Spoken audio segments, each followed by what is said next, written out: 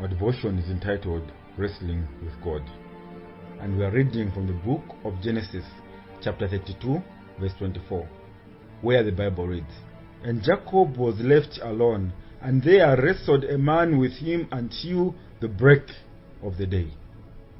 May God bless the reading of His word.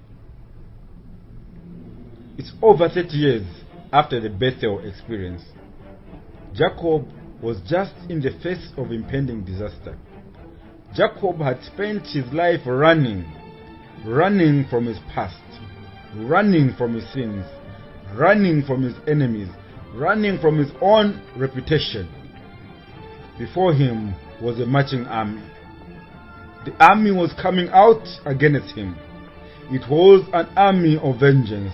It was an army of retribution. It was an army of reckoning. It was an army of Esau. His twin brother, the skilled hunter, now turned into army commander.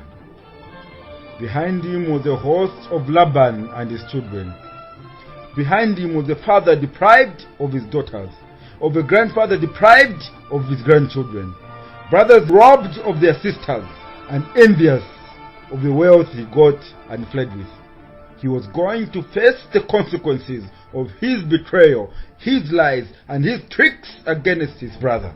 The fear of the approaching army and the fear of what he had left behind gives him time to reflect, time to pray, and time to sit alone and stop running. And while he was doing so, in the darkness of the night, alone on a lonely mountain, he feels a touch of He who will never let him go, a touch of He who will never leave him alone, a touch of He who was faithful and true. But guilty Jacob thought his deeds have now caught up with him. Is it Laban seeking for his revenge? Is it Esau bringing retribution? Is it a soldier seeking his life? Is it a robber seeking his stolen possessions? Jacob started to wrestle with a man. They wrestled all night. It was a fight for survival. It was a fight for his life. It was a fight for his family. It was a fight for his existence. He held on to this man. He held on with all his might. He held on with all his will and purpose. Towards the break of morning, this man gave Jacob a second touch. A touch that crippled him. A touch that paralyzed his leg. A touch that made Jacob realize he was fighting someone who was not fighting back. A touch that made Jacob realize he was fighting with God and not man.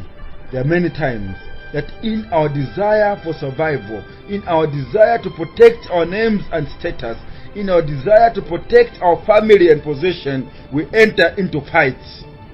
Not ordinary fights, but fights with God.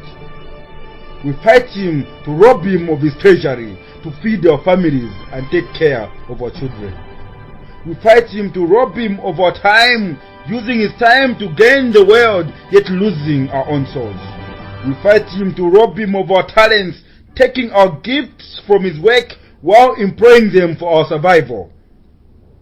We fight Him to rob Him of our life, resisting the truth, resisting His warning, resisting His call, and ignoring His knock on the doors of our hearts. Who are you wrestling with? Who are you suppressing? Who are you oppressing? Who are you ignoring today? Who are you robbing of treasury, time, talents, and life? Like Jacob, we fight the one who has come to help us. We fight God, our source of strength and power. We fight God, our source of hope and survival.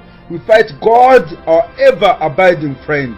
We fight God, our protector, healer, and sustainer. We fight God, our all in all. Like Jacob, we fight against God while believing we are fighting for Him. We fight Him by fighting His children. We fight Him by oppressing them at work. We fight Him by suppressing their messages. We fight Him by ignoring His cause and His biddings to us. Who are you fighting today? Who are you wrestling with today? How long will you oppress, suppress, frustrate, and ignore him? Daybreak is coming. The fight will be over. Where will your destiny lie? May God bless us as we meditate upon his word. Amen.